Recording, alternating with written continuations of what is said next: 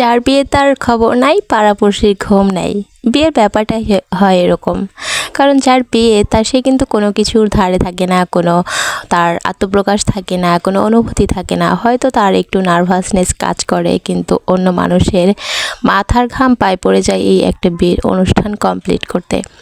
So hello everyone, আসসালামু আলাইকুম। আজকের ব্লগটি থাকছে আমার খালাতো বোনের বিয়ের অনুষ্ঠান নিয়ে। তো আপনারা যারা ভিডিওটি ক্লিক করেছেন আশা করব লাইক দিয়ে দেখা শুরু করবেন আর শেষ পর্যন্ত সাথে থেকে একটি মতামত জানাবেন।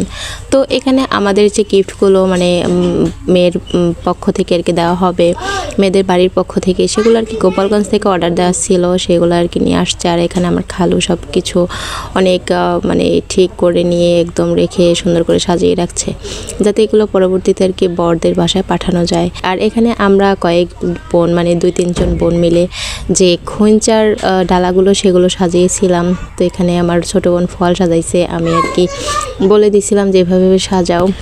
এরপর এখানে বর আসার পালা। আর বর আসার অপেক্ষায় সবাই অধীর আগ্রহে বসে আছে, কিন্তু এই দেখে বর আসে, ওই দেখে বর আসে, কিন্তু বর আসতে অনেক লেট হয়েছিল।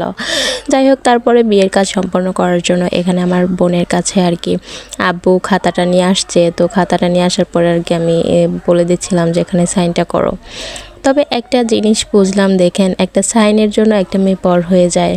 সারা জীবন বাবার কাছে থেকে 16 থেকে 20 বছর বাবার কাছে থেকে পর সে পরের ঘরের বউ হয়ে যায়। বিষয়টা কি হৃদয় বিদারক, তাই না?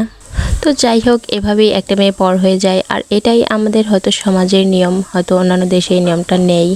তবে আমি মনে করি আমাদের এই সমাজের নিয়মটা একদম ঠিক না, একটু ভুল আছে, হয়তো এটা সংশোধন করারও কোনো ওয়ে নেই।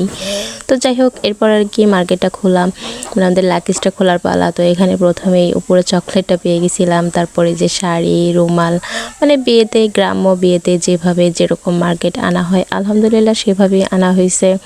তো বিয়ের শাড়ি না এনে কি লেহেঙ্গাটা আনা হয়েছে। আর এখানে সেকেন্ড শাড়ি, তারপর হলুদ শাড়ি, তারপর 3 পিস আনছিল 4টা। সব কিছুই সুন্দর ছিল। আর আমি সবাইকে আর কি বের করে দেখাচ্ছিলাম যে এটা সবাই আর কি, এখানে পাশে অনেক লোক ছিল, সবাই দেখছিল।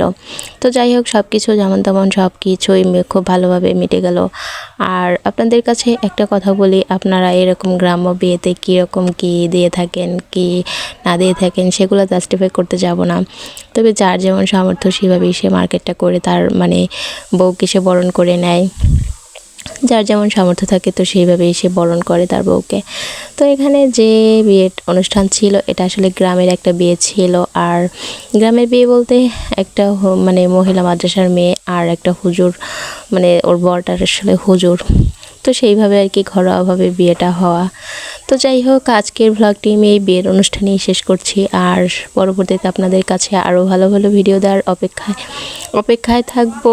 আর আপনারাও অপেক্ষায় থাকবেন আমার ভিডিও দেখার জন্য। এরপর আমি খাবারগুলো খেয়ে নিচ্ছিলাম।